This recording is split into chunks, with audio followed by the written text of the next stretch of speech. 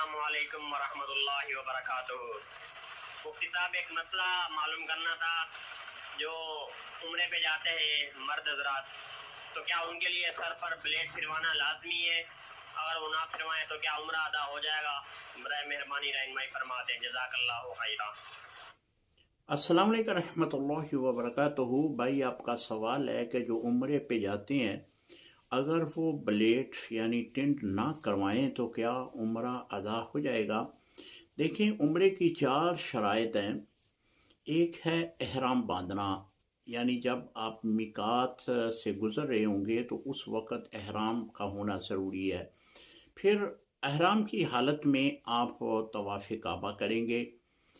उसके बाद सफ़ा मरवा पे 7 चक्कर लगाएंगे। और उसके बाद है हलक करवाना।